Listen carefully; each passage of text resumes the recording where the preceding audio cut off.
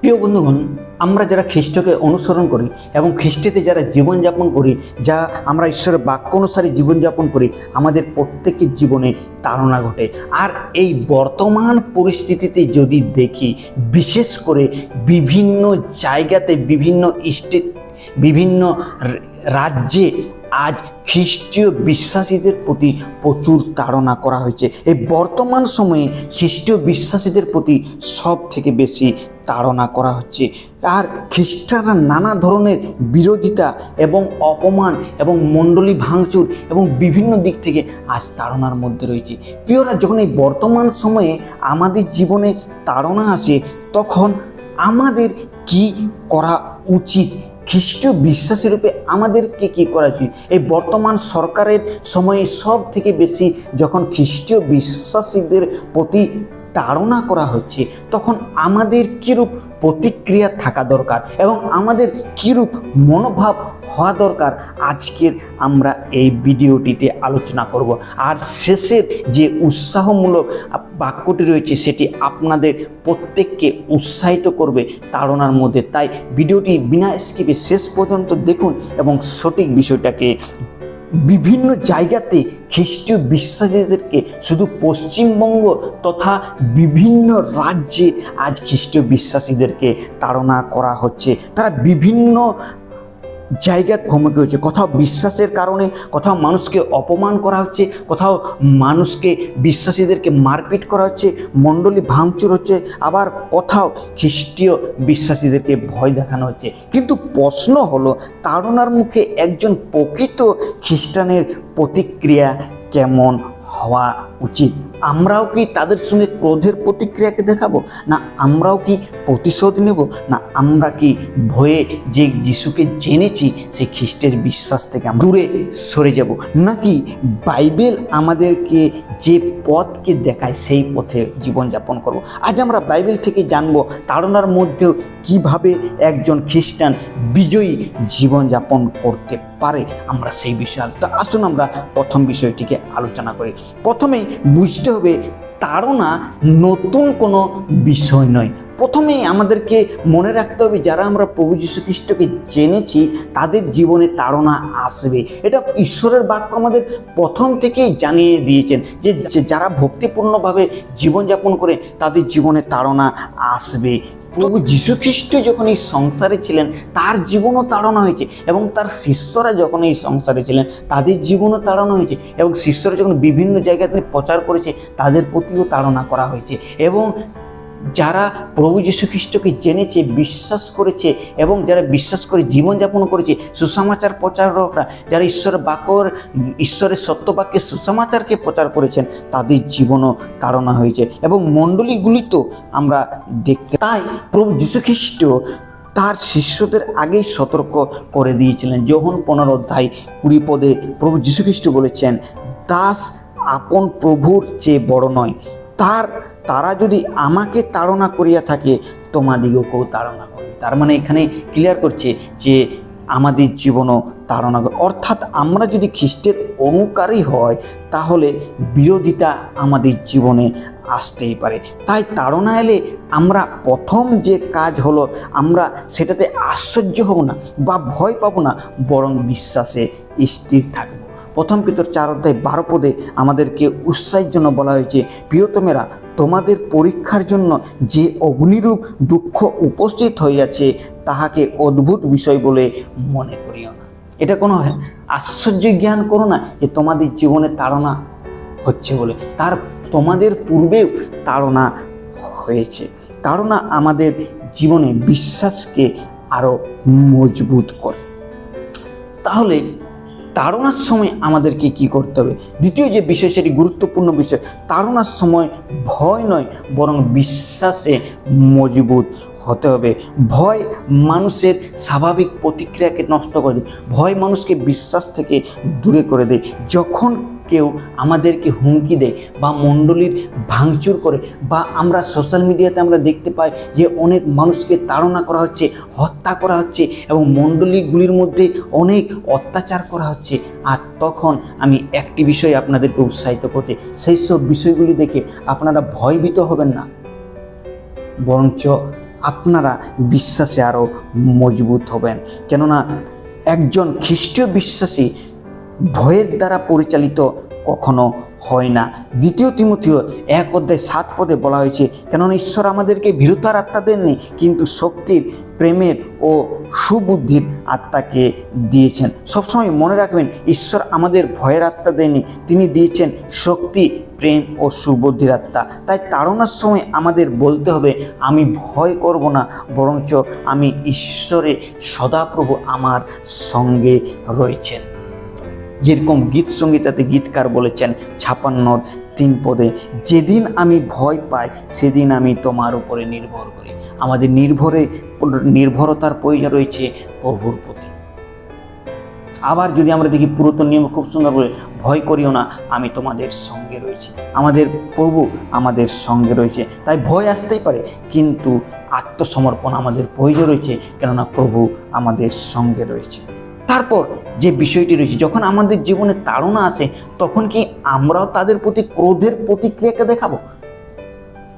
প্রিয়রা, প্রভু যীশু খ্রিস্ট আমাদেরকে কখনো শেখানি যেন আমরা মন্দের বিরুদ্ধে আমরা মন্দের প্রতিক্রিয়া করি, বরং প্রভু যীশু আমাদেরকে শিখিয়েছেন, কেউ যদি তোমাকে এক গালে চড় মারে, তাহলে তোমার দ্বিতীয় গালও পাতিয়া দাও। প্রভু আমাদেরকে সবসময় নম্রতার শিক্ষাকে দেয়। যখন আমাদের জীবনে তাড়না আসবে, তখন আমরা প্রতিশোধ নেব না, তার চেয়ে বরং আমরা প্রার্থনা করব। এটি হয়তো তাড়নার সময় সবচেয়ে একটি কঠিন একটা সময়। কেউ যদি আমাদের অপমান করে, আঘাত করে অথবা অন্যায় করে, আমরা যেন আশ্চর্যজনিত না হয়।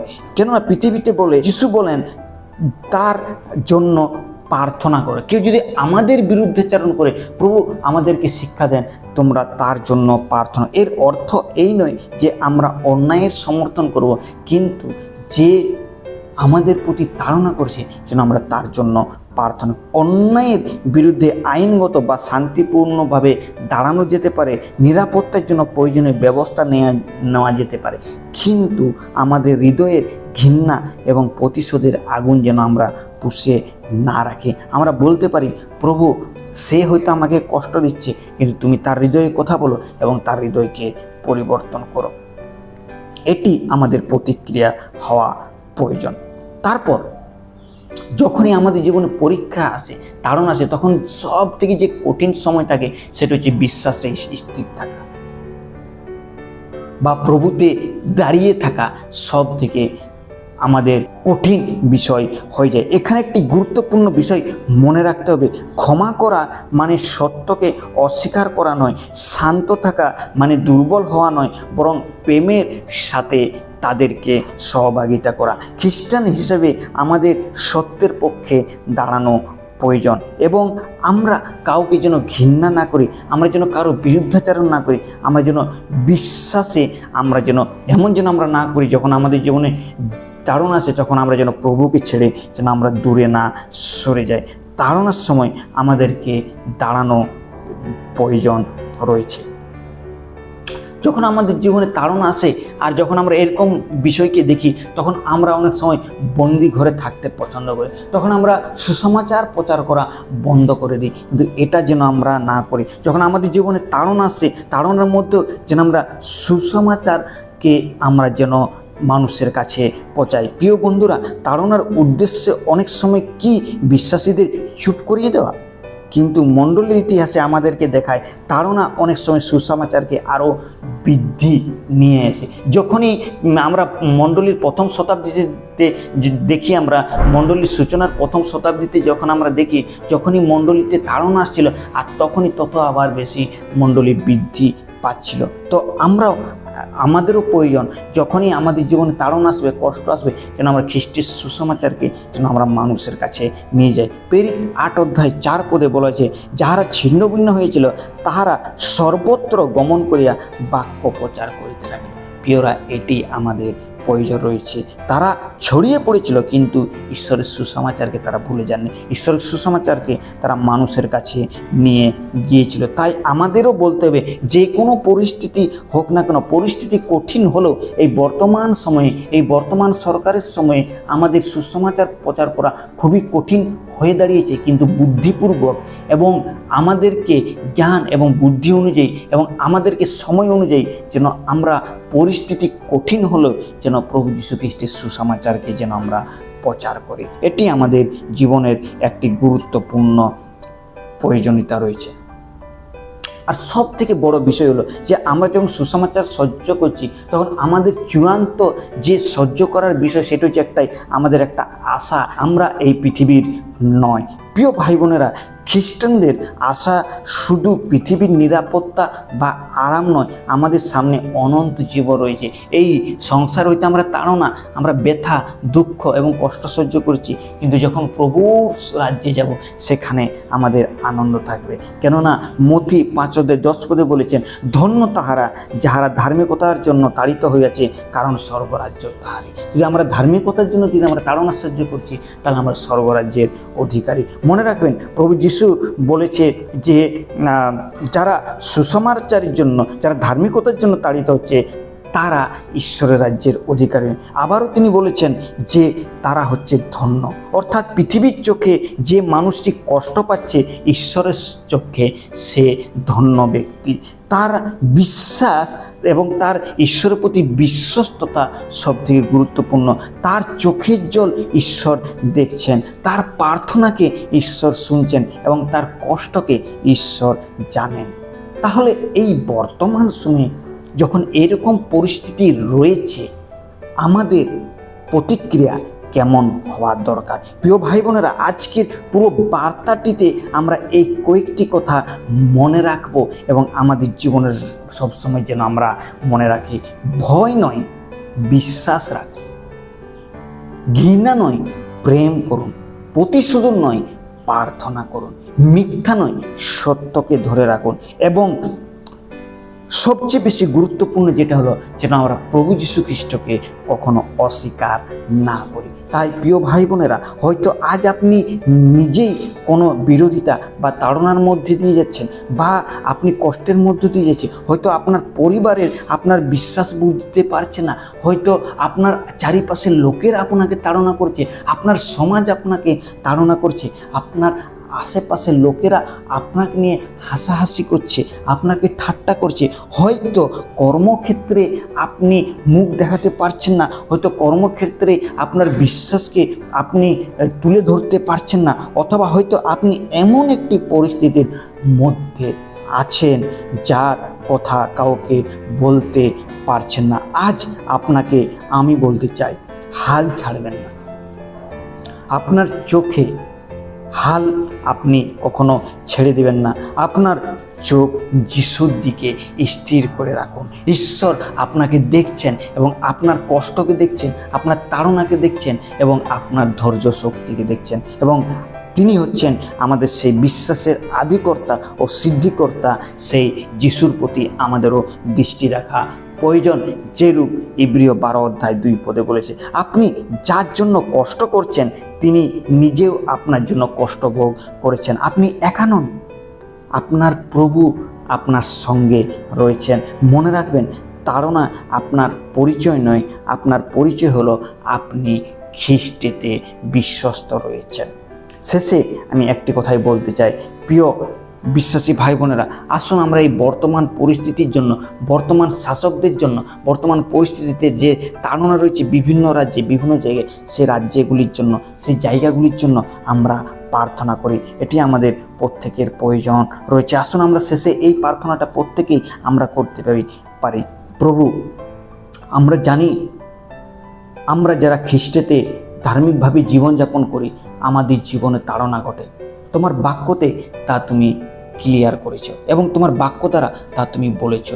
প্রভু, এই বর্তমান পরিস্থিতিতে বিভিন্ন জায়গাতে যে তাড়না হচ্ছে, আমাদেরকে তুমি ভয় নয়, কিন্তু তুমি আমাদেরকে সাহস দাও। তোমার বাক্য যে আমাদেরকে দিয়েছো, যেন আমরা ভয় না করি এবং আমরা যেন বিরোধিতার প্রতিক্রিয়া না করি, তার পরিবর্তে যেন আমরা প্রার্থনাকে করি। হে আমাদের স্বর্গীয় পিতা, আমরা তোমার কাছে আসি, যারা আজ আমাদের জন্য তাড়না করছে, বিরোধিতা করছে, ভয় দেখাচ্ছে এবং আমাদের মণ্ডলীকে ভাঙচুর করছে, তাদের বিশ্বাসকে দৃঢ় করুন, তাদের হৃদয়ে কথা বলুন এবং তারা যেন সেই সত্যতাকে আরও জানতে পারে। প্রভু, যারা কষ্টের মধ্যে রয়েছে তাদের ভয় থেকে তুমি আরও সাহস দাও প্রভু, তোমার মণ্ডলীতে আরও ঐক্যতা দাও, তোমার সন্তানদেরকে আরও রক্ষা করো এবং আমাদের জীবনের মাধ্যমে যে অন্য মানুষ প্রভু যীশু খ্রিস্টকে যেন আরও জানতে পারে, যে পরিস্থিতি আসুক না কেন যেন আমরা তোমাকে কখনো যেন অস্বীকার না করি এবং আমাদের বিশ্বাসে আরও মজবুত করো। এই ছোট্ট প্রার্থনা প্রভু যীশু খ্রিস্ট তোমার নামে চাই, আমেন। প্রিয় বন্ধুগণ, এই বার্তাটি যদি আপনাদের হৃদয়কে ছুঁয়ে যায় এবং যদি আপনি মনে করছেন এই বার্তাটি দ্বারা আপনি উপকারিত হয়েছেন, তাহলে এই ভিডিওটি লাইক করুন এবং আপনার আত্মীয় স্বজন এবং বন্ধুবান্ধব এবং মণ্ডলীর বিশ্বাসীদেরকেও আপনি শেয়ার করতে ভুলবেন না। আর কমেন্ট বক্সে আমেন লিখতে ভুলবেন না। এই ছোট্ট চিন্তাধারা দ্বারা ঈশ্বর আপনাদের প্রত্যেককে আশীর্বাদ করুন। ঈশ্বরের নাম মহিমান্বিত হোক। আরেকটি বার আপনাদের প্রত্যেককেই জয় যিশু।